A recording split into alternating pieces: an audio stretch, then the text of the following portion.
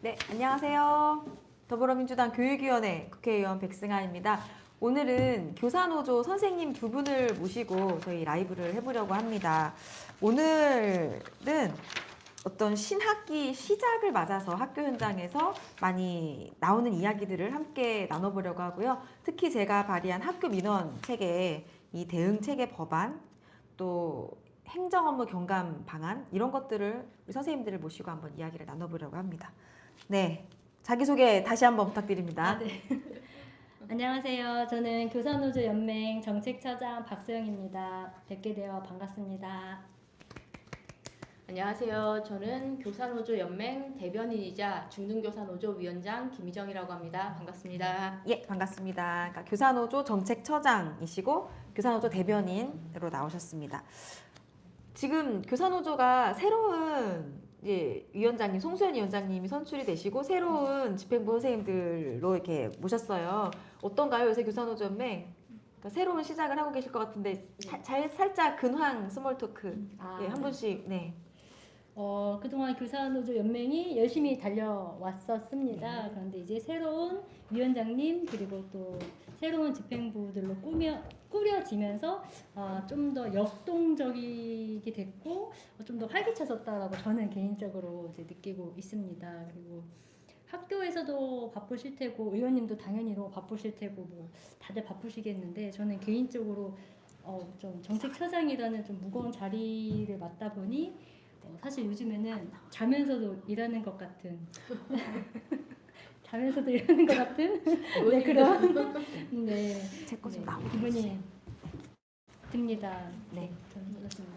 네, 처장님 말씀하신 것처럼 저희 정신없이 지내고 있고요.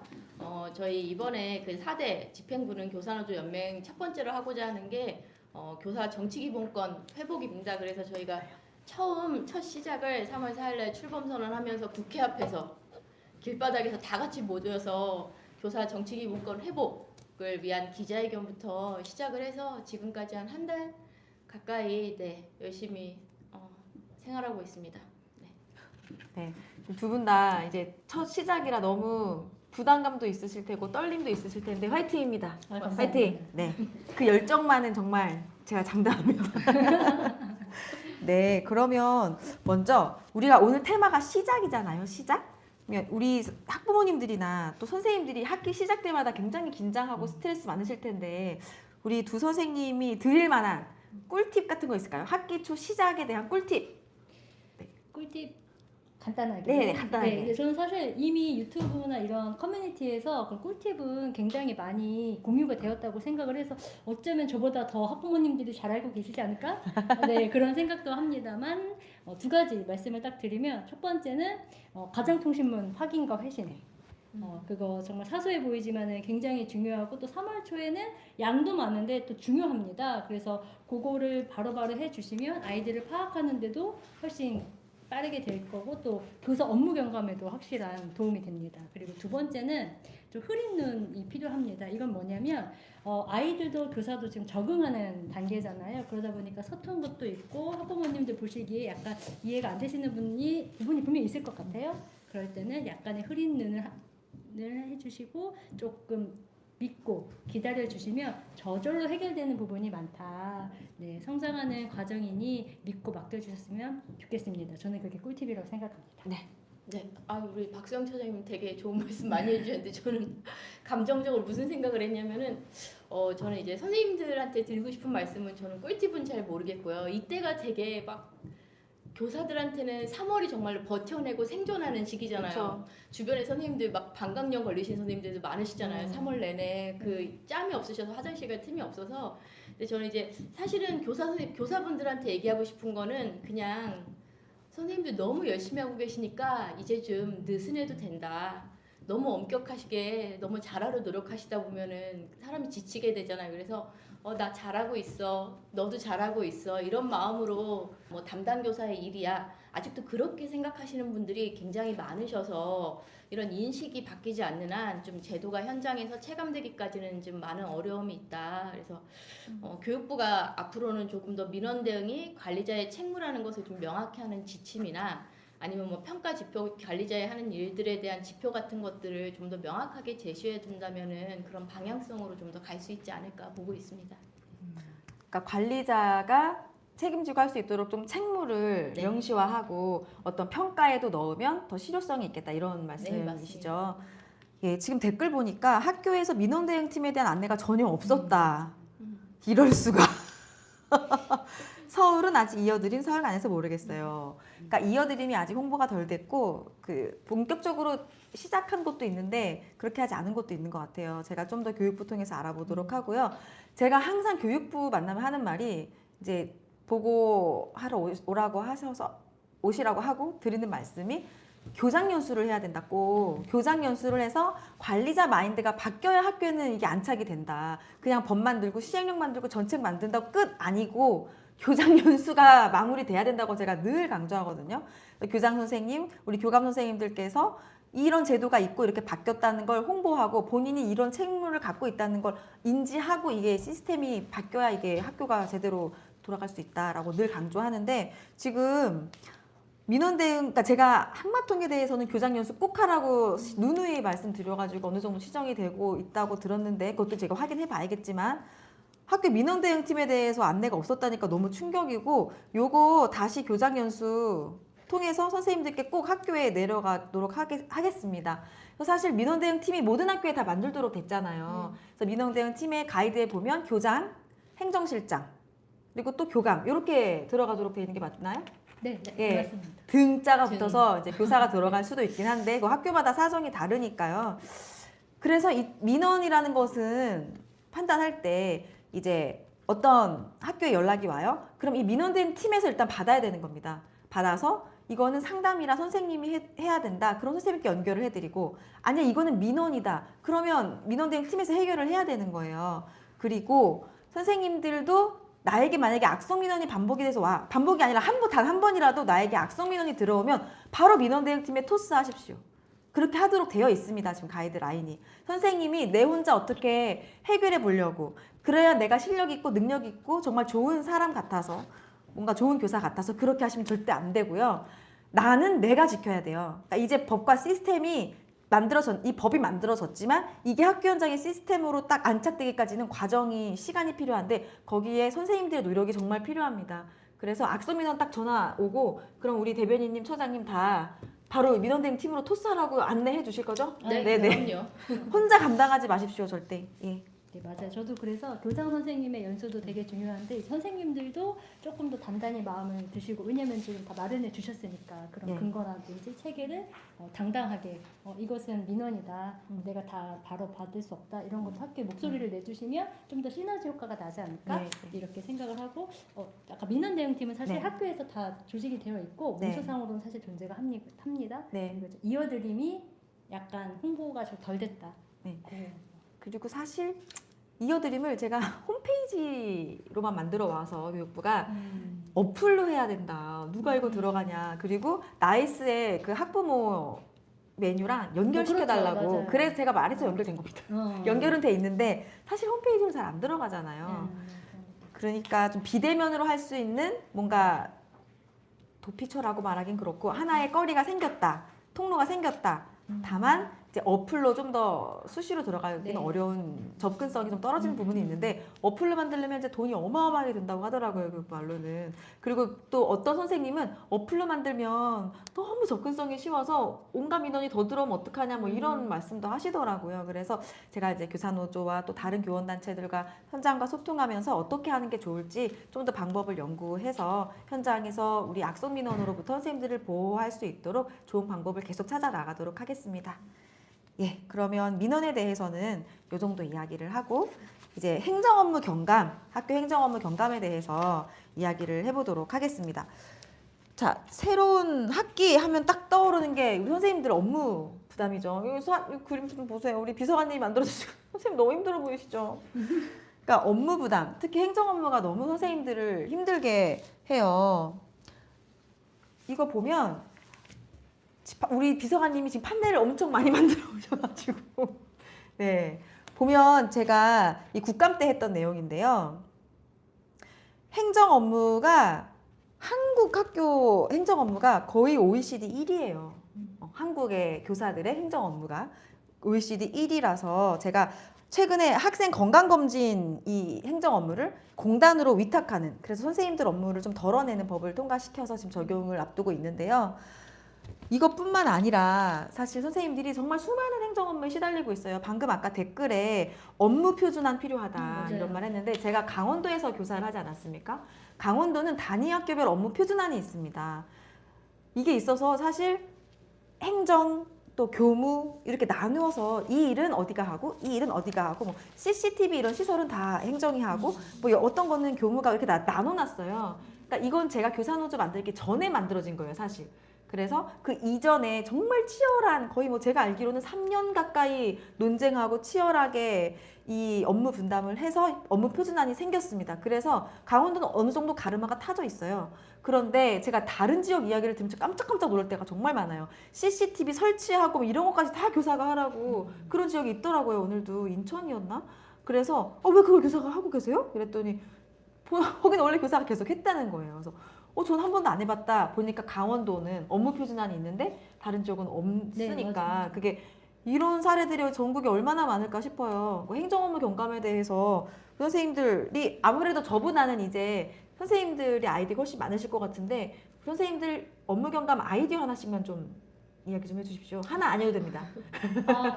저는 아까 댓글에서 네. 말씀해주신 것처럼 그 교육활동과 행정 업무를 좀 명확히 구분하는 표준 가이드라인이 정말 필요하다. 왜냐하면 의원님 말씀하신 것처럼 정말 그 학교 현장의 업무 기준이 다 고무줄이에요. 지역마다도 다 다르고 학교마다도 다 다릅니다. 학교 근무마다도 다 다르거든요. 그래서 이게 진짜 좀 마련이 되어야 된다. 그것도 추측기가 있어요. 학교의 업무 분장은 뭐 학교장의 권한이다라고 해서 이걸로 그냥 다 퉁치고 넘어가는 경우가 되게 많은데, 저는 사실 이 가이드라인 아까 강원도 3년 막 걸렸다고 네. 했잖아요. 엄청난 시간이 걸릴 것 같아요. 그럼 그때까지 손 놓고 있느냐? 그러면 안 되고요. 저는 최소한 그 가이드라인이 나오기 전까지는 좀 교육청에서 시설과, 재정과, 총무과, 행정과에서 학교로 내보내는 공문이 있어요. 그것만이라도 좀 학교에서 교사가 아닌 행정실에서 전담할 수 있도록 하는 그런 안내나 지침이라도 좀 먼저 마련이 됐으면 좋겠습니다. 그리고 또 일이 과부하가 걸려있는 상태에서 사실 행정실도 교사도 지금 인력이 부족한 상태이기 때문에 좀 일본 실장처럼 좀 추가 정원을 마련해서 교무학사 전담 교사제 같은 그런 제도도 좀 마련이 되어야 한다. 이게 같이 가야 된다라는 말씀을 드리고요. 여기 접속하신 분들 중에 일반 시민분들도 많으실 거예요. 그럼 도대체 행정 업무 뭐가 있는데? 라고 물어보시면은 제가 겪었던 일 중에 가장 이해가 안 갔던 행정 업무는요. 먼저 운동장 모래 위생 점검, 시설안 근해 안전 점검, 그리고 정수기 수질 검사, 그리고 뭐 CCTV 아까 말씀하셨고 그런 것들 있거든요. 저희 학교 같은 경우에는 그 정수기가 설치되었지만 그 수질 관리를 해줄 사람이 없어서 교무실이든 어디든 정수기가 없었어요. 그런 일까지도 있었습니다. 예, 이런 거 진짜 아마 저희 학교뿐만이 아니라 다른 학교들 얘기 들어보면 정말 기상천외한 행정 업무들 일들이 정말 많을 것 같아요. 네, 제발 교육청의 의지 중요하다. 교육부의 지침 마련 정말 중요하다. 부탁드립니다. 우리 대변인님도. 네, 저는 이제 조금 더 성의 있고 실효성 있게 학교 현장의 일거리를 줄여주는 디지털화가 되면 어떨까 그런 생각을 해요. 우리나라가 인터넷 강국이라고 하는데 교육 행정의 디지털 전환은 굉장히 늦구나 싶습니다. 약간의 문화 지체, 뭐 기술 지체 같은 현상들이 일어나는 것 같은데, 또 겉으로는 또 교육부에서 굉장히 트렌디해요. 뭐 CBT 기반, 컴퓨터 기반 시험 봐라, 디지털 교과서 하겠다, AI 교육 하겠다 그러는데, 학교 현장은 전혀 그것을 따라가지 못하는 그 인프라를 좀 갖고 있거든요. 그래서 예를 들면은 저희 정서행동 특성 검사 하잖아요, 학생들. 근데 이 검사 학생들이 이제 하고 나서 그 결과지를 어떻게 하냐면은 교사가 학생별로 그 결과지를 출력해서 봉투에 넣어서 주소를 써서 우편으로 보내고 있습니다. 인터넷 시대에 이걸 굳이 노동력을 들여서 우편으로 보내야 하나라는 의문이 좀 들고요. 뭐 나이스 학부모 서비스가 이미 있는데 그렇게 연동해서 학부모들이 확인할 수 있게 하면은 훨씬 더 편리하거든요, 요즘은. 그래서 작년에 교육부에 저희가 굉장히 강력하게 항의를 했고, 교육부에서도 그럼 업무 경감을 위해서 우리가 온라인으로 개선해 보겠다라는 답변을 들었는데, 그래서 올해는 바뀌겠구나라고 저희가 기다리고 있었는데 교육부 담당자가 바뀌면서 그 계획도 모두 다 바뀌면서 무산화됐다고 하더라고요. 그래서 모든 올해도 선생님들이 결과지를 하나하나 우편으로 보내야 하는데 그래서 막 그거에 대해서 항의했더니 교육부 담당자가 하시는 말씀은 원래 등기로 보내야 되는데 그러면 주의군과 간신군이 아닌 나머지 학생들은 일반 우편으로 보내도 가능하다는 이런 웃지 못할 답변을 좀 들었습니다. 그리고 이게 행정력뿐만 아니라 비용도 엄청 나거든요. 4학년 중1 고1 하는데 이게 한 학생들이 한 총 128만 명 정도 되고 우편 비용까지 하면 이게 한 거의 6억 가까운 돈이 지금 낭비되고 있어서 행정도 그렇고 예산도 그렇고 이런 것들의 디지털화가 좀 빨리 됐으면 좋겠다는 좀 바람을 가져봅니다. 제가 작년에 그 교육청별로 성과 대회 뭐 이런 걸 열었어요. 그러니까 각 지역에서 우리 교육청에서는 이걸 잘했다 하고 서로 좀 자극이 되고 좋은 정보가 있으면 공유했으면 하는 마음에서 했는데 그때 그런 이야기도 나왔었거든요. 그러니까 AI를 이용한 뭐 디지털 행정 업무의 좀 경감 뭐 이런 걸 잘 하고 있는 지역이 있었거든요. 그래서 이런 것들도 좀 잘 활용을 해서 선생님들이 하고 계신 업무를 좀 확 줄일 수 있는 계기가 됐으면 좋겠고 제가 이제 국회에 와서 2년 가까이 돼가는데 상반기가 얼추 마무리가 되고 곧 하반기가 시작되잖아요.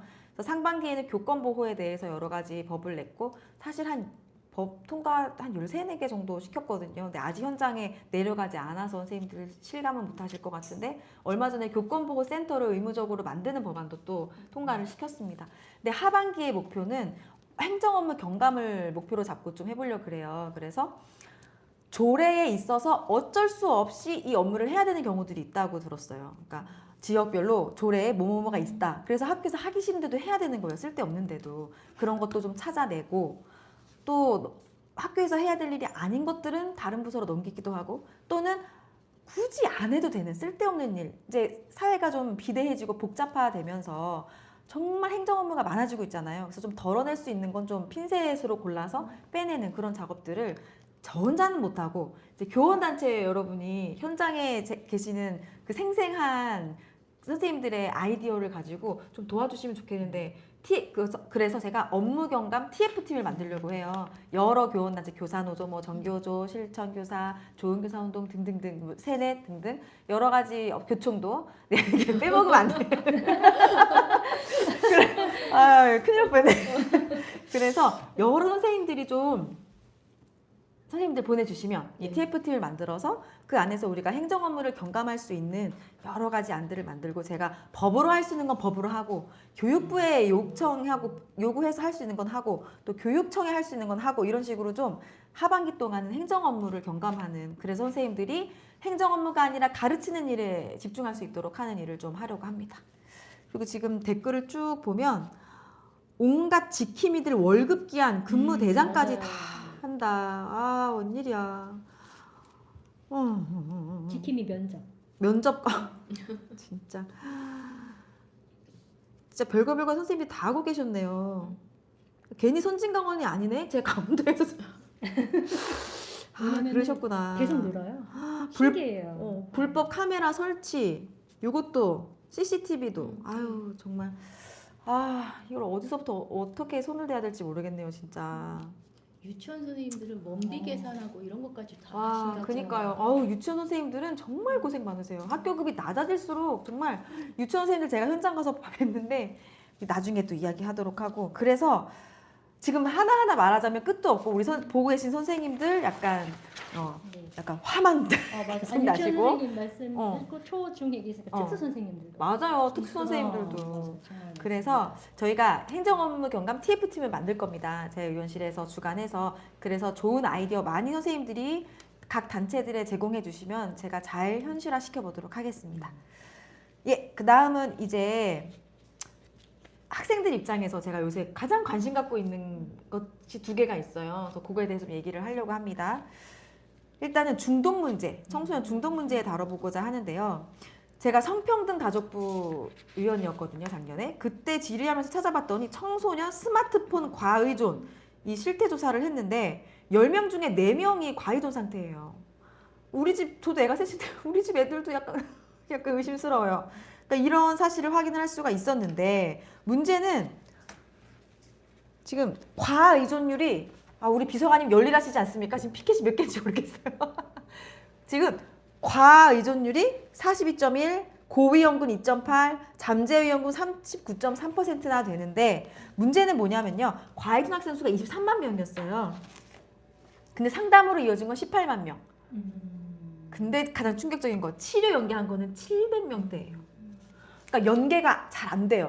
이게 왜 그런가 찾아봤더니 학부모 동의가 없으면 치료할 수가 없습니다.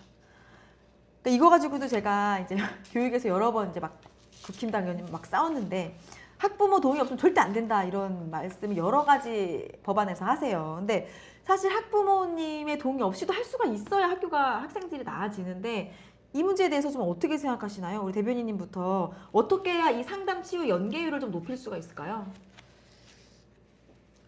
학교에서 의원님 말씀하신 것처럼 학부모의 동의 없어도 사실은 학교에서 가장 현장에서 학생들 많이 보고 전문가는 교사인데 그 교사들 많이 봐왔기 때문에 학생들을 어려서 이렇게 봤을 때 특히 이제 저는 고등학교에 많이 있었는데 초등학교에 그런 것들이 많을 것 같아요. 우리 아이 아직 어린데 왜 이런 식으로 낙인 찍느냐. 그게 나중에 아동학대 이렇게 피소까지도 갈 수 있는 그런 상황들인 것 같은데 그래서 학부모님의 동의 없어도 교사의 전문적 판단만으로도 연계될 수 있는 그런 방안들이 법률적으로 나와주면은 저희는 제일 좋을 것 같습니다. 예. 사실은 제가 되게 조심스럽긴 한데 그 동의 안 해주시는 학부모님들 중에 정말 그 학교에 와서 학생에 대해서 허심탄회하게 이야기하고 상담을 요청하고 그러시는 분들이 사실 많지 않거든요. 그렇죠? 만약에 우리 아이가 이런 문제가 있는데 같이 좀 지도해줘라 이렇게 좀 적극적으로 요구하시는 분들은 동의하실 것 같아요. 제가 겪은 사례들은 그랬었거든요. 그래서 좀 더 학교 또는 국가가 학생들을 잘 관리할 수 있는 체계가 좀 마련돼야 될 것 같다는 생각이고요. 또 지금 단순 디지털 중독뿐만이 아니라 그러니까 저는 사실 제 주변에서 못 봤는데 국회에 와서 사례 수집을 해보니까 도박, 마약 엄청나대요. 그러니까 학생들이. 그러니까 저희 아이도 중학생일 때 자기 반 친구들이 도박을 한다는 거예요. 그러니까 게임으로. 그래서 눈이 새카매졌어서 왜 그래? 그러면 밤새도록 도박을 했대요. 돈으로 정말. 그리고 초등학생들도 거북이와 토끼 이런 모바일 게임하면서 정말 돈 먹기 이런 도박을 한다는 거예요. 그래서 이런 중독이 점점 심해지는데 학교에서 어떻게 대응하면 좋을까요, 처장님? 근데 저도 그 학교에서 그 도박 예방 교육 담당자로서 도박 예방 교육 연수에 갔었거든요. 근데 그때 강사님께서 하셨던 말씀이 뭐라냐면 이거 중독은 이거는 단순한 치유가 아니라 의학적 치료의 대상이라는 말씀이셨어요. 그러니까 학교에서는 이제 아이를 진단하고 상담을 해서 또 조기에 발견을 할 수 있습니다만 이 단순히 이 상담만으로 고치는 것은 현실 불가능하다.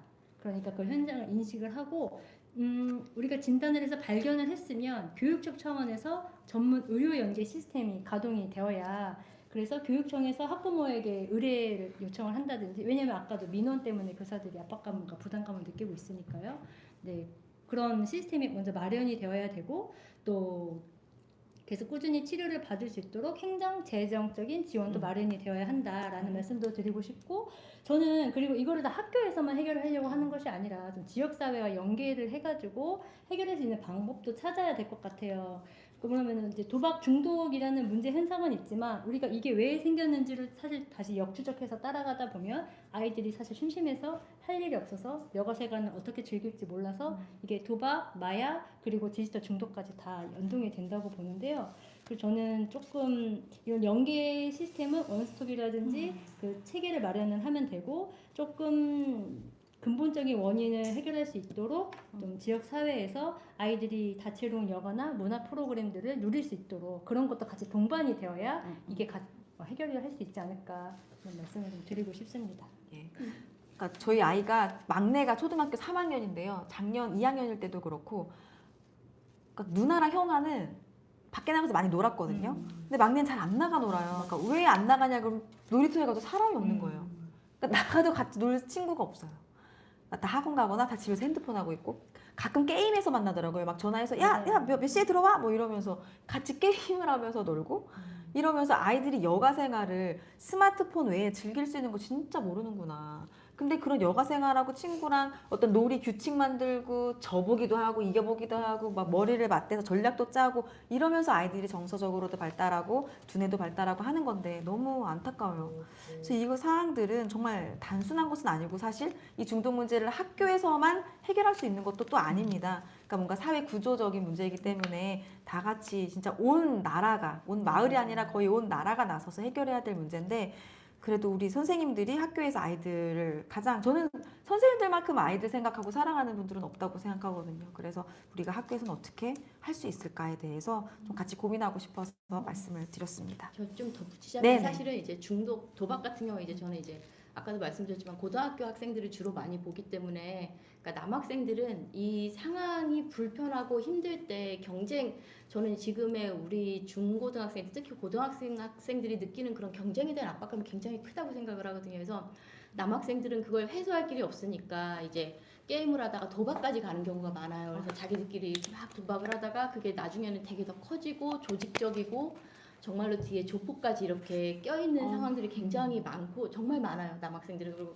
그리고 약간 다른 얘기지만 여학생들은 왜 그런지 모르겠지만 정신과적 약을 굉장히 많이 복용하고 있어요. 이것도 어떻게 보면 저는 중독일 수도 있다고 생각을 하거든요. 그래서 이 경쟁 상태에서 사실은 이제 부모님들이 얘기하세요. 우리 애는 공부도 안 하는데 왜 저렇게 힘들어하는지 모르겠어요 라고 얘기하지만 사실은 저희 아이들 공부를 안 할수록 힘든 거예요. 마음이 해야 그쵸. 되는데. 네. 얼마나 불안하겠어요. 네, 내가 근데 공부를 이제 안 하고 있는 스스로가. 근데 어머님이 보시기엔 쟤는 맨날 집에 와서 핸드폰만 하고 잠만 자고 이렇다고 생각을 하지만 걔들이 느끼는 불안감은 굉장히 심하거든요. 학생들이. 그래서 여학생들은 이제 우울이나 불안, 공황장애로 약을 먹는 친구들이 굉장히 많아요. 정신과적 약을 먹는 학생들이 제가 여학생 담임했을 경우에는 한 반에 한 20에서 한 30% 정도가 약을 먹고 있거든요. 근데 정신과적 약이기 때문에 말하지 않고 먹는 학생들도 더 많을 것 같아요. 그래서 이게 되게 어떻게 더 보면 이런 경쟁 중심적인 이런 사회 문화에서 나온 기형적인 하나의 방편이라는 생각이 들어가지고 저희가 좀 마음이 많이 아프고 그래서 말씀하셨듯이 이 역시도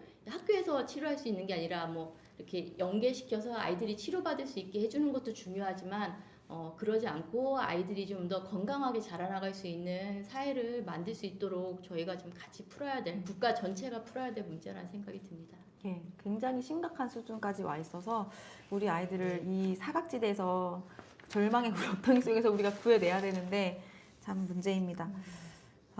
사실 다루고 싶은 게 많았는데 시간 관계상 한 가지만 더 그러니까 사실은 극우화 이야기도 하고 싶었는데 그거는 다음 주제로 이제 넘기도록 하고요. 오늘은 고교 학점제에 대해서 좀 이야기를 해보려고 합니다. 제가 큰 아이가 또 고등학교 1학년에 입학을 했어요. 그래서 내가 그래도 교육이 의원인데 명색이 그 고교 입시에 대해서 내가 그래도 좀 학교 현장에서 어떻게 보는지 알아야지 해서 아이 학교에서 입시 설명회, 그러니까 고교 학점제 설명회를 한다고 해서 거길 갔었거든요. 일정을 막 빨리 끝내고 오후에 갔는데 그때 선생님 이야기를 들으면서 이제 한숨이 계속 이렇게 나오더라고요. 저뿐만 아니라 거기 계신 수십 명의 어머니, 아버님들이 다 계속 한숨만 쉬다 가셨어요. 그러니까 제가 기억나는 내용들을 보면 이제 등급이 5등급제, 9등급에서 5등급제로 바뀌었잖아요. 그러면서 변별력이 약해졌다. 그래서 이제는 등급만이 아니라 원점수도 중요해서 원점수도 볼 것이다. 이제는 같은 등급이라고 똑같은 게 아니라 점수도 아마도 보게 될 것이다. 그리고 수행평가도 예전보다 훨씬 자세히 볼 거다. 무슨 영역에서 어떤 수행평가 문제를 냈는지까지 아마 자세히 보게 될 거다. 그리고 선택 과목은 이제 상대평가가 아니라 절대평가로 바뀌었잖아요. 상대평가도 네. 있고 절대평가도 네. 있고. 근데 선택 과목 중에 절대평가인 것도 A, B, C, D, E 몇 %인지 다 보게 될 거라는 말씀이었어요. 그러니까 이 학교가 유난히 쉽게 내서 A가 뭐 50%는 아닌지 이런 거를 다 확인을 한다는 거예요. 그러니까 선생님들이 무조건 쉽게 낼 수도 없어요. 그러니까 이 비율을 다 맞춰야 되니까. 그러면 절대평가의 의미가 있느냐 뭐 이런 생각도 들고 그러니까 수시의 정시화 그러니까 또 정시의 수시화라고 설명을 하시면서 정시도 이제는 수능만 보는 게 아니라 서류 면접도 몇십 프로 같이 보기 때문에 여러 가지를 다 챙겨야 된다는 거예요. 그리고 내신도 그러니까 수시도 최저 등급이 더 엄격해질 수밖에 없다. 왜냐하면 이 5등급제가 변별력이 더 약해지기 때문에 이런 설명을 쭉 하시는데 사실 제가 03학번인데 저희 때는 언사회만 공부한 친구들도 있었거든요. 문과에는. 그러니까 선택해서 공부한 애들도 있었는데 이젠 그런 게 안 된다는 거예요. 다 잘해야 된다. 그래서 그러니까 결국 다 해야 되네? 다 잘해야 되네? 그래서 마지막에 하시는 말씀은 혼자 잘하는 것보다는 여럿이 함께 할 수 있느냐도 본다는 거예요. 그러니까 그럼 다 갖춰야 된다는 거잖아요. 뭐든지 다 잘해. 나 어떡하지? 되게 가슴이 답답해져 오더라고요. 사실 저는 아이들 공부를 시키지는 않거든요. 저희 자녀를. 그러니까 약간 될 놈들이라고 생각해서. 왜냐면 저는 제가 살기도 너무 바쁘기 때문에 되게 항상 믿음 주고 사랑해주고 뭐 응원해주고 뭐 안아주고 넌 기특한 사람이고 잘하고 있어. 항상 이렇게 응원해주는 엄마이지 사실 학습 전략을 같이 고민하는 엄마는 못 돼요. 그래서 제가 바쁘셔서 못 하실 예, 그 전에도 그랬고 안 바빠도 아마 그럴 거예요.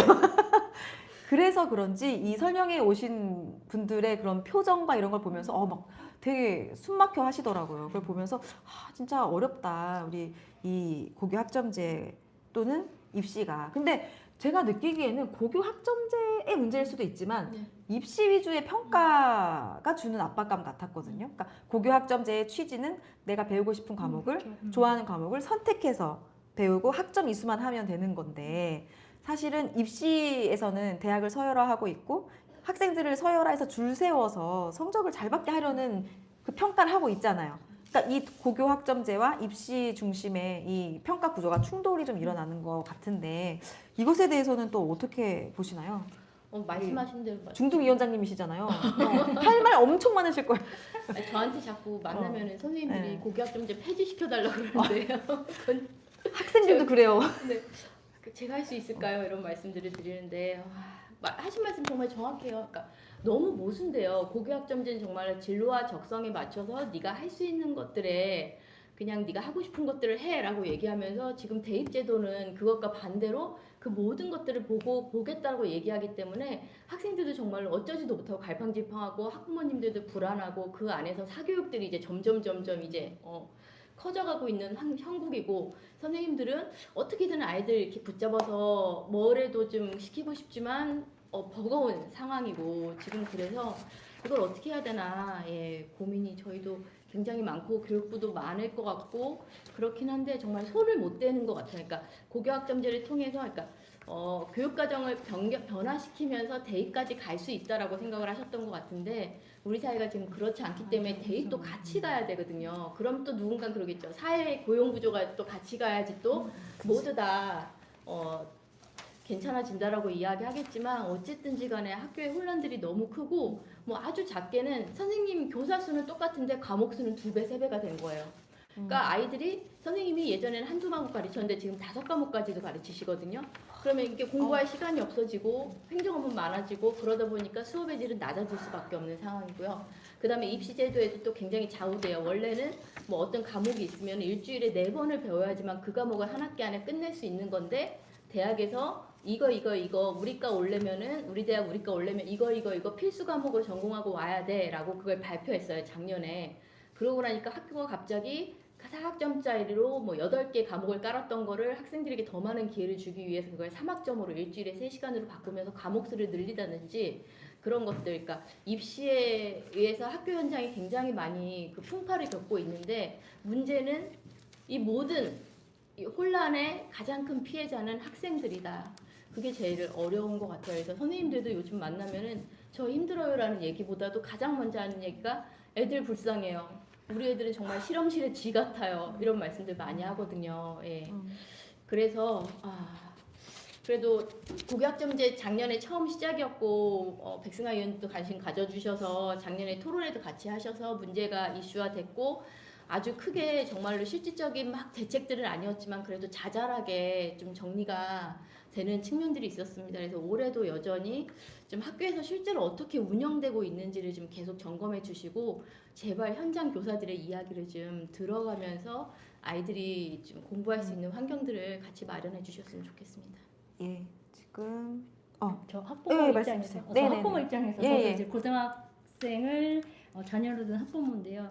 그 고교 학점제 저도 초등교사긴 하지만 그래도 학교 현장에서 가장 관심 있게 지켜보는 입장에서도 저는 깜깜해요. 도대체 뭘 어떻게 하라는 것인가. 근데 고교 학점제 취지는 굉장히 좋죠. 아이들의 진로와 적성에 맞춰서 교육을 한다는 거. 취지가 좋으면 뭐 하냐? 왜? 다 깔때기. 입시 제도로 다 결국에는 점철이 돼버리니까 이 과정과 결과가 맞지 않다. 이 구조적인 문제부터 해결을 해야 고교 학생제도 꼽힐 수 있는 거고 학생도 학부모도 혼란스럽거나 피해를 보지 않는다. 라는 얘기를 정말 하고 싶고요. 그 다음에 이걸 보니까 결국 부모의 정보력도 굉장히 중요한 역할을 하겠더라고요. 그래서 저는 벌써부터 저희 아이한테 미안한 거예요. 바쁜 엄마라서 이런 거를 뭐 과목이라든지 그 학교에 어떤 과목이 있고 그 주변 학교에 어떤 과목을 선택할 수 있고 이런 정보력을 제가 하기도 어렵고 할 수도 없기 때문에 아 진짜 좀 벌써 아이한테 미안하다. 고교학점제 좀 어떻게 좀 안 되겠나. 근데 사실 입시제도 그거 제발 좀 누군가 좀 용기를 가지고 건드려줬으면 좋겠다. 지금 지방선거 때문에 뭐 교육감님들 여러 가지 공약 앞으로 내실 텐데 그동안도 계속 입시제도만큼 다 피해왔던 것 같아요.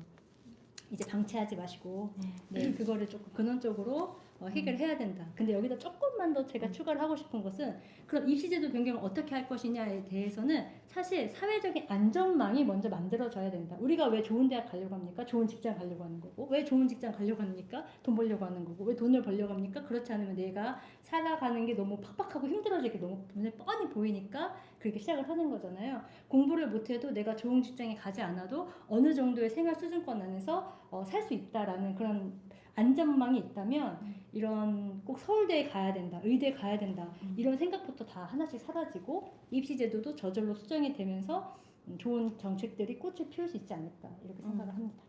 그렇죠. 아, 우리 고교학점제 참 문제가 현장에서는 많이 느끼고 있는 것처럼 보입니다. 지금 댓글을 보면 고교학점제 때문에 자퇴생이 늘어요. 맞아요. 근데 저도 입시섬에 갔을 때 선생님이 그 말씀도 하시더라고요. 자퇴할 필요 없다라는 게 넌지시, 그러니까 직접 이 워딩을 쓰신 건 아니지만, 왜냐하면 뭐 하나 등급이 하나 떨어졌다고 해서 끝나는 게 아니라 이제는 원점수도 보게 될 거다라고 하셔서 뭐 1, 2점 차이로 내가 뭐 몇 등급이 나왔다. 다 1등급 받아야 되는데 2등급이 나왔다 또는 3등급이 나왔다고 해서 자퇴할지는 말란 뜻으로 저는 이해를 했거든요. 근데 정말 자퇴 많이 한다고 하더라고요. 근데 말씀하셨듯이 어떤 사회적으로 1등 또는 뭐 인서울 뭐 아니면 어떤 대기업 뭐 이런 오죽하면 이제 금수저 흑수저 이런 말도 만들어졌었듯이 좋은 걸 내가 차지하지 못하면 뭔가 다 인생 낙오자가 되는 것 같은 그런 우리 사회의 시선들, 어떤 천민 자본주의적 그런 모습들, 그런 것들 때문에 아이들이 더 힘들어하는 것 같아요. 그러니까 사실 저희 때도 빈부격차 하나 다 있고 월급 차이도 다 있었지만 요즘은 SNS 같은 걸 통해서 부자들이 어떻게 살아가는지 생생하게 바로바로 1초 만에 우리가 다 보잖아요. 뭐 우리 비행기 타고 어디 놀러 가서 뭐 어떻게 하고 왔다. 이거를 다 실시간으로 볼 수 있는 이런 시대. 근데 나는 못 가. 그럼 더 그러니까 거기에서 오는 박탈감과 괴로움, 고통, 아이들도 그런 걸 다 느끼더라고요. 그래서 참 진짜 어떤 사회 문화적인 인식부터 안전망. 모든 게 지금 다 얽혀서 우리 아이들의 좀 목을 죄는 것 같아서 너무 안타깝고, 또 문제 수시 다 없애고 정시로 가는 게 공정하다 뭐 이런 것들도 사실 이런 주장하시는 분 되게 많아요. 맞아요. 근데 제가 알기로는 이제 교수님께 듣기로는 수시로 온 친구들이 지방 출신들 맞아요. 또 그런 거. 그게 훨씬 많다는 거예요. 그러니까 어떤 대치동 뭐 이렇게 강남 8학군 그런 데 친구들은 어릴 때부터 사교육 받으면서 문제풀이에 익숙하고 이런 친구들 말고 학교 생활을 성실히 했던 친구들이 대학 왔을 때 자퇴도 잘 안 하고 열심히 공부하고 성과도 좋더라. 이런 교수님들의 연구도 있었고 제가 실제로 뵌 교수님도 그렇게 말씀을 하셨고, 어릴 때부터 또는 금수저가 아니어도 열심히 공부한 친구들은 수시로 대학을 많이 가는 경우도 있더라고요. 물론 다 케이스 바이 케이스 다 다릅니다. 근데 그런 경향도 있다더라. 그래서 무조건 이 정시로만 하는 게 또 답은 아니거든요. 그러면 아이들이 어떻게 해야 지금처럼 뭐 온갖 걸 다 챙겨야 되고 뭐 봉사부터 뭐 또래 뭐부터 뭐 모든 걸 다 챙기지 않고도 좀 성실성과 의지와 뭐 그런 열정까지 잘 볼 수 있는 제도를 만들면 참 좋을 텐데 참 어려워요. 그 댓글에도 있듯이 고등학교만 때려잡는다고 사실 되는 게 아니거든요. 맞아요. 대학 서열화는 줄지 않았는데 있는데 그렇잖아요. 요새 애들 서성한 간다가 어딘 줄 아세요? 시험 못 보면 서성한 간다가 서강대교, 뭐 성수대교, 한강대교 이런 거예요. 그러니까 그렇게 표현을 한다고 하더라고요. 저도 그거 보고 너무 너무 충격받았었는데 끔찍하네요, 진짜. 내가 사람들이 정말 일컫는 소위 좋은 대학에 못 가면 꼭 인생 끝나야 될 것 같은 이런 분위기. 저는 진짜 너무 반대고 안 그랬으면 좋겠어요. 그러니까 제가 저희 애한테 하는 말이기도 하고 그때 입시 설명회 갔을 때 그때 선생님 부장 선생님께서도 말씀을 주신 건데 우리 아이들한테 너무 공부하라고 하지 마세요. 선생님이 똑같은 말씀하셨어요. 대변인님이랑 우리 애들 너무 불쌍해요. 네. 다 잘해야 되고 너무 불쌍해요. 너무 공부하라고 하지 마세요. 어떻게든 다 살아갈 겁니다. 이렇게 말씀. 저도 너무 공감하거든요. 저도 애가 셋이지만 얘네한테 공부 안 하라고는 안 하죠. 숙제도 잘하고 뭐 공부하면 좋아라고는 하지만 강요하거나 막 결과를 짜내거나 이러지는 않아요. 그러니까 공부 잘 못해도 최선을 다하고 그걸로 된 거야. 그럼 네가 그 과정을 통해서 얻는 게 있을 것이고 나중에 사회에 나왔을 때 네가 타고난 대로 네가 그동안 쌓아온 것들이 한 걸음 한 걸음 쌓아온 것들이 앞으로 잘 살아갈 수 있는 어떤 기반을 만들어 줄 거다. 넌 잘 될 거야. 엄마는 믿어. 이렇게 말을 해주는데 물론 이런 말로 위로는 되지 않죠. 그런데 저는 너무 지금 입시에 압박받는 우리 아이들에게 우리 선생님들 또 학부모님들께서 같이 사회 안 그래도 아이들이 공부 안 하면서도 스트레스 받는데 같이 이렇게 목 조이지 마시고 우리 아이들 좀 숨 쉴 수 있게 해주셨으면 하는 그런 바람을 말씀드립니다. 네. 에휴, 숨가쁘게 달려왔습니다. 숨가쁘게 4가지에 대해서 이야기를 했습니다. 먼저 민원에 대해 말씀드렸고요. 악성 민원, 그다음 행정업무 경감, 또 아이들 중독 문제, 그다음 고교학점제까지 물론 이게 수박 겉핥기식으로 짧게밖에 말씀을 드리지는 못했지만 현장 선생님들의 말씀 또 들어보았고요. 끝으로 우리 교사노조 얘기도 뺄 수가 없죠. 우리 새로운 위원장단과 함께 시작하게 됐는데 국회와 협업해서 이거는 좀 해보고 싶다 하는 거 하나씩 또 말씀해 주시죠. 하나씩 해야 되나요? 여러 개 없죠. 네. 정말 많은데 네. 먼저 저희 의원님께 말씀드리고 싶은 것은 국회에 백승아 의원님 같은 분이 딱 10분만 더 계셔줬으면 좋겠다. 진짜. 단언컨대 저 같은 사람 저밖에 없습니다. 왜냐면 누구보다 학교 현장을 뛰다 오셨던 분이기 때문에 잘 알고 그 내밀한 부분까지도 너무 알고 계시고 또 현장에 부담을 주는 법안은 또 앞장서서 막아주시는 거 너무 잘 알고 있기 때문에 또 든든하고 감사하다는 말씀을 꼭 드리고 싶었고요. 그 다음 저희가 바라는 거 국회와 함께 의원님과 함께 하고 싶은 네. 거 첫 번째는 당연히 정치기본권 보장이고요. 두 번째는 아동학대 관련법 개정. 그 다음에 이제 세 번째는 국가교육위원회 현장 교사 비율 확대. 그 다음에 네 번째는 수업과 행정 업무 분리를 위한 방안 마련.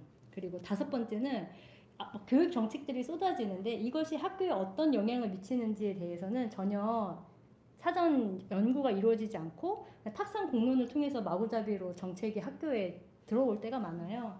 그런데 그렇게 하다 보니까 계속 혼란이 되고 나쁜 악습들이나 관행들이 쌓이기 때문에 학교 현장 영향평가 제도를 법제화를 하는 거 그리고 그 안에 현장 교사들의 의견이 들어갈 수 있는 것까지 마련이 되는 거 저는 5가지만 말씀을 드리고 싶습니다. 그리고 또 저는 의원님과 함께 그 현장에서 어떤 정책이 어떻게 작동이 되고 있는지를 계속 모니터링을 하고 또 그걸 또 바로 잡거나 보완, 개선하는 그런 역할을 하는데 또 저희 교사노조가 열심히 옆에서 돕고 힘을 합쳤으면 좋겠습니다. 우리 대변인. 네. 저는 이제 저희 차장님이 다 말씀하셨는데 저는 그 중에 하나만 조금 더 말씀드리자면은 저희 이번에 집행부 위원장님 나오시면서 교사노조 연맹 공약 중에 이런 말이 있었습니다. 교육의 판을 바꾸겠습니다. 이 얘기는 지금까지 교사는 정책을 만드는 사람이 아니라 만들어진 정책을 현장에서 수행하는 사람이었는데 그러다 보니까 고교학점제처럼 학교가 감당하기 어려운 정책들이 준비 부족 상태로 학교에 막 이렇게 들어왔던 게 저는 가장 큰 문제가 아니었나 싶거든요. 그래서 교사가 정책을 만드는 단계에서부터 같이 참여했으면 좋겠다. 그게 가장 기본적으로는 정치기본권이 회복돼서 교사가 입법의 주체로 의원님처럼 교직을 그만두지 않고선도 나올 수 있는 게 첫 번째라고 생각하고요. 그리고 또 하나는 국가의 주요 정책들을 설계하는 기관이 국가교육위원회라는 기관인데 현재 국교의 위원이 21분이 계십니다. 그 중에 이제 교사가 몇 명일까요? 여러분. 네. 교원단체 몫은 2명이고 지금 교사는 총 3명이 들어가 있습니다. 교육인데 교육 정책의 가장 큰 방향을 정하는 건데 교사의 몫이 너무 작습니다. 그래서 제가 보니까 백승아 의원도 작년에 이 법안 발의하셨더라고요. 그래서 교사가 더 많아져야 된다. 그래서 그런 것들 현장 교사 참여를 확대해야 된다는 취지의 입법을 같이 저희가 하면서 최소한 교육 현장을 잘 아는 교사가 국교위에 그래도 절반 정도는 들어가야지 학교에서 실제로 작동하는 정책이 나올 수 있다라고 생각을 하고 네, 교육 정책이 지금처럼 책상에서만 완성되는 게 아니라 저희와 같이 교실에서 완성될 수 있도록 굉장히 거창하지만 의원님과 교사 노조가 같이 교육의 판을 바꿀 수 있었으면 좋겠습니다. 예. 일단 아동복지법 이제 말씀 주셨는데 제가 아동복지법을 좀 더 정서적 아동학대를 너무 모호하잖아요. 그래서 구체화하는 법안을 오자마자 냈었는데 이제 복지법이에요. 바로 킬 됐습니다. 그래서 좀 그거에 대한 대안으로 묻지마 기소, 묻지마 송치 방지법이라는 거를 만들었는데 이거는 이제 경찰도 이건 무혐의다, 교육감도 이거는 아동학대가 아니다라고 이 두 가지가 교집합인 사건에 대해서는 무조건 송치하지 검찰로 가지 않는 것 이런 법을 만들었는데 이게 법사위 법안심사소 법사위법이에요. 이거는 법안심사소위에 올라갔는데 거기에서 법무부가 그러면 아동보호 사건으로 넘어갈 수 있는 거 검사가 보고 이건 아동보호 사건으로 넘겨야 된다 하는데 그거 검사가 못한다는 거예요. 그래서 경찰이 하면 되지 않느냐 이러면서 제가 다시 한번 법안심사소위에 법사위 위원들 찾아가서 또 한번 부탁드릴 예정이고요. 정치기본권은 제가 이제 작년부터 뭐 6개 단체, 6개 교원단체 분들을 모시고 원내대표, 뭐 행안위 위원장, 뭐 간사, 교육위원장, 간사 이렇게 다 지금 찾아다니면서 간담회를 열었어요. 근데 열었다기보다는 찾아뵀어요. 그런데 그때마다 제가 이제 의원님들께 교원단체들께 말씀드렸던 게 중요한 건 여론이다. 여론을 바꿔야 된다라고 제가 계속 반복하고 강조해서 말씀을 드렸거든요. 지금 대통령 공약이고 정청래 당대표께서도 백승아 의원 안으로 작년에 연내 처리하겠다라고 약속을 해주셨음에도 불구하고 하지 못했던 것은 여론이 굉장히 부정적이었어요. 시민 여론이. 그래서 시민들은 아마 오해가 있을 거예요. 제가 판단하기로는 수업 시간에 아이들 세뇌하려고 저러지, 수업 시간에 우리 아이들한테 뭔가 이상한 사상 교육하려고 그러지, 이런 오해가 있습니다. 그러니까 그거에 대한 오해를 불식시키고 풀고 여론을 좋게 하는 작업을 해야 돼요. 제가 작년부터 말씀드렸는데 예, 노조도 워낙 바쁘시다 보니 아직 교원단체들이랑 어떤 행동이 나오지는 못했어요.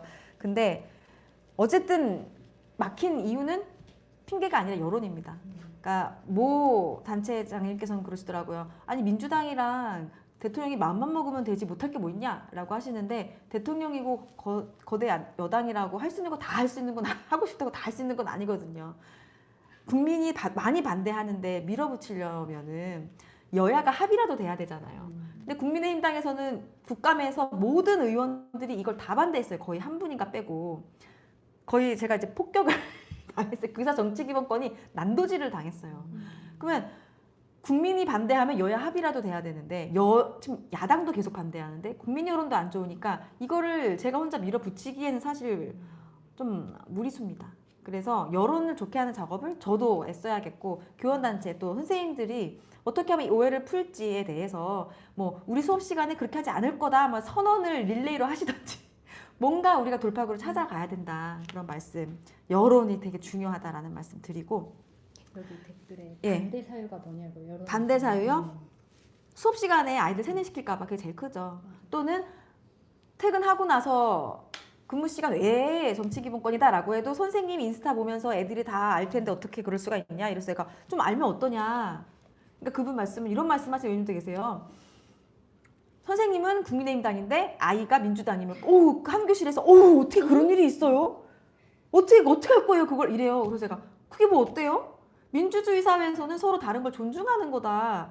아니 서로 종교가 달라도 또는 정치색이 달라도 부부로 만나서 결혼도 하는데 가족으로도 사는데 사제지간에 다르면 어떠냐. 서로 존중해주면 되지. 그러니까 그런 게 아직 받아들여지지 않는 사회인 거예요.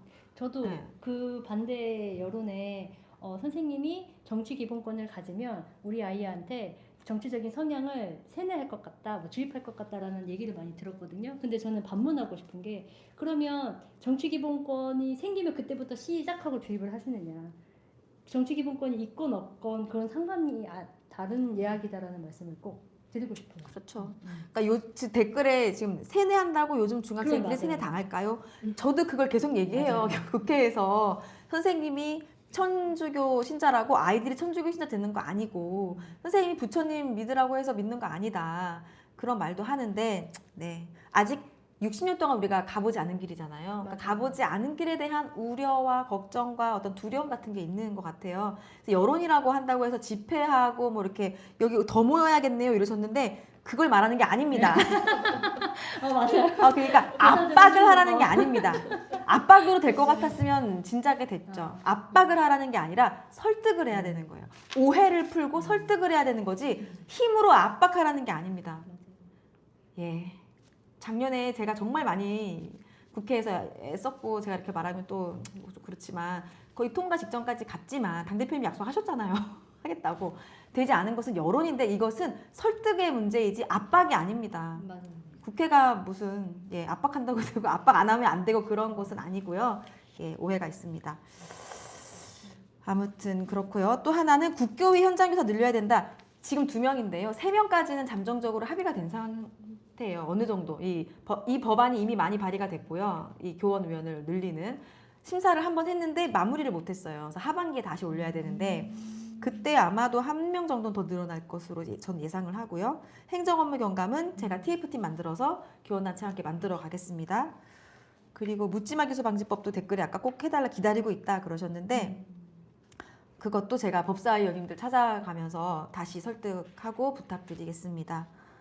요 정도 이야기를 하고 교육정책 학교 영향평가제. 교육정책 들어올 때 현장교사 목소리 낼 수 있는 그 얘기를 제가 교육부에 계속해요. 뭐 이번에도 법안 심사에 여러 가지가 올라왔는데 현장 의견 들어봤냐? 현장에서 이렇게 반대하는 이유를 물어봤냐? 그러면 설득하고 소통해봤냐? 뭐가 문제인지 들어봤냐라고 계속 이야기하거든요. 소통할 수 있도록 교육부에 계속 이야기를 하고요. 아까 한 가지 제가 말씀 못 드린 게 지금 정부가 포스트 531 교육개혁을 하겠다 중장기적으로 이걸 추진하고 있어요. 그래서 AI 시대에 맞는 교육체계를 만들겠다. 이런 걸 논의하고 있다고 알려졌는데 이런 큰 틀의 교육개혁이 있을 거란 말이죠. 이 교육개혁 틀 안에서 고교학점제 역시 함께 논의가 돼야 된다. 이 고교학점제만 뭐 이렇게 뭐 조금 이렇게 짜집기 수정한다고 될 일이 아니고 이런 중장기적인 논의 안에서 교육개혁 안에서 우리 고교학점제 다뤄줘야겠다. 제가 국회에서도 좀 현장에 충분히 준비할 수 있도록 제도적으로 뒷받침할 부분들을 지원하겠습니다. 학생 상담 누설 방지법은 또 뭔가요? 제2의 아동학대법인가요? 하는데 제가 이 얘기 들었어요. 근데 법안도 확인을 했는데 제가 교육위에 있는 법안을 심사하는 법안심사소위라는 곳이 있는데 거기 소속 의원입니다. 그러니까 제가 법안을 심사해서 통과를 시켜요. 제가 절대로 선생님들 징역 또는 벌금 비밀 누설했다고 해서 이런 말도 안 되는 과도한 징벌 받지 못하도록 다 삭제시키겠습니다. 그러니까 걱정하지 마세요. 이거는 누가 봐도 이상해요.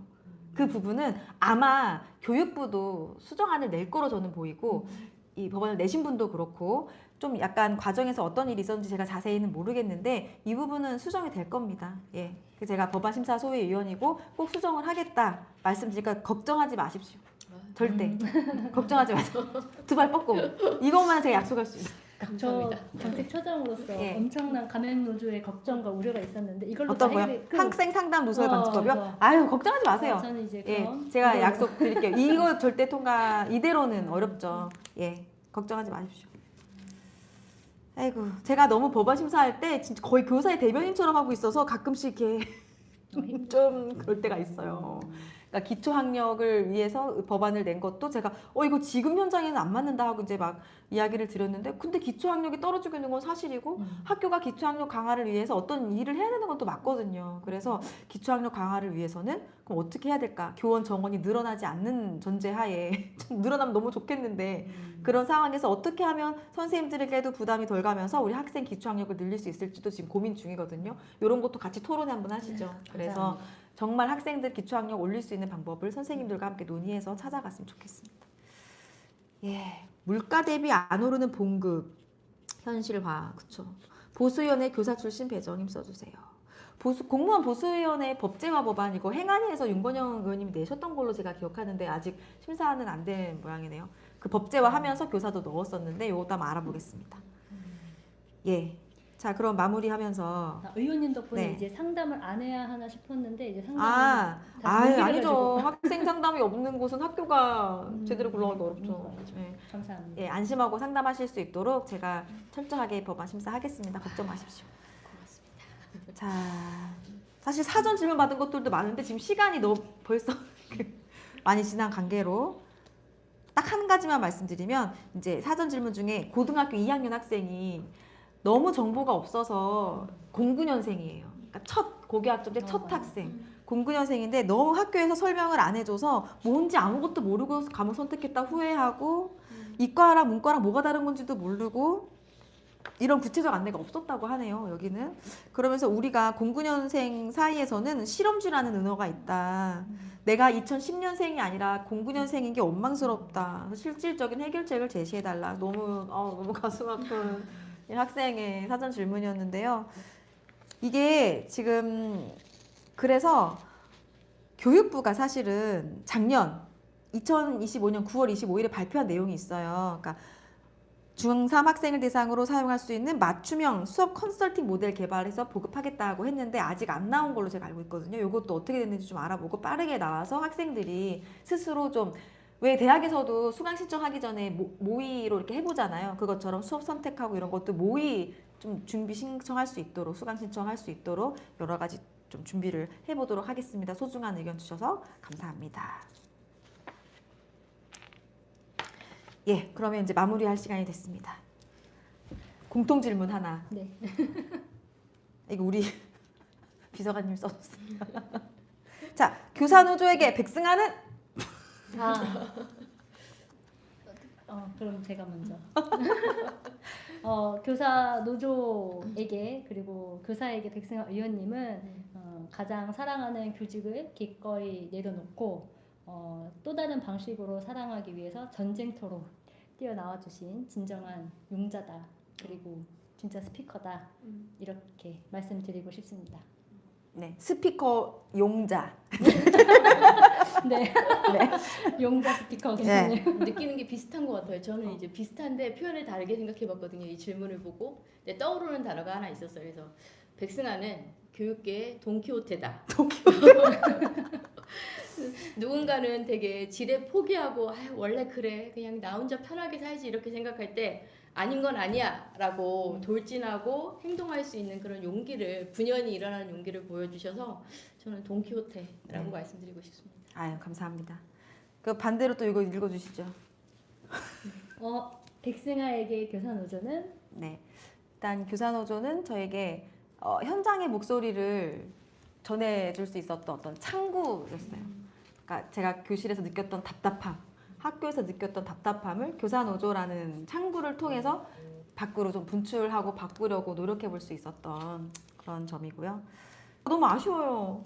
네. 아직 벌써 1시간 지냈어요. 시간 저는 진짜 빠르네요. 너무 영광이었어요. 아니, 뭘 영광이에요. 저도 와주셔서 너무 감사합니다. 생각보다 되게 많은 얘기를 솔직하게 할 수 있어서 좋았어요. 네. 지금 댓글에 막 교사 노조 연맹이랑 월마다 라이브 해주세요. 아니야, 교사의 빛이라고 막 그랬습니다. 교사의 빛이 아유 고맙습니다. 교사에게 백승하란 댓글입니다. 사랑 이렇게 사랑해. 앞으로 댓글 다 같이 보게 태블릿 준비해 주세요. 그래 보겠습니다. 소통 방송 좋아요. 온라인으로라도 지켜줄 거예요. 제가 지켜드릴게요. 감사합니다. 단단해지신 것 같아서 든든하다. 맞아요. 많이 단단해졌어요. 단단해지기까지 매질을 많이 당했어요. 그리고 많이 응원해 주셔서 너무 감사해요. 가끔씩 제가 잘하고 있나 이렇게 과거를 돌아볼 때도 있거든요. 내가 어떤 마음으로 왔지? 처음 마음이 뭐였지? 이런 거를 돌이켜볼 때 그래도 아직까지는 제가 잘 가고 있는 것 같아요. 방향을 잃어버리지 않고 선생님들이 많이 응원해 주시고 격려해 주시고 또 채찍질 해주셔서 그런 것 같습니다. 앞으로도 같은 방향으로 우리 교원단체 여러분과 함께 잘 가도록 하겠습니다. 오늘 이렇게 와주셔서 너무 감사드리고요. 우리 시청자분들이 구독자분들이 원하시는 대로 앞으로도 이렇게 자주 모셔서 현안 이야기들 또 교원단체 이야기들 듣도록 하겠습니다. 우리 댓글 보면 라이브 너무 좋대요. 아, 그 하나 있었어요. 어. 샤우팅 하실 때 도파민 네. 터진대요. 그 제가 일부러 그러는 것은 아니고 여기서부터 이렇게 불러. 그냥 정말 진심이어서 그래요. 어. 쭉 여기 올려주신 것만 쓱 보고 저희 마무리할게요. 라이브 좋다. 네. 끝을 못 내겠는데요. 계속. 아, 우리 비서관님이 앞에서 구독, 좋아요 부탁하라고 시키십니다. 구독. 제가 4월 안에 10,000명 하는 게 목표거든요. 너무 하잖아요. 교사 50만 명인데. 응? 학부모까지 하면 수백만 명인데 제가 학부모 목소리도 엄청 많이 대변하거든요. 구독, 좋아요 부탁드립니다. 교실에서의 사자 후? 저 교실에서 소리 안 질러요. 아, 한 번도 안 지른 건 아니에요. 그렇죠. 그리고 아 여기 지금 샤우팅 한번 해달래요. 어떻게 하고 우리 끝낼까요? 백승호 화이팅. 아이 나만 화이팅하고 그러니까 우리 학기 초의 시작을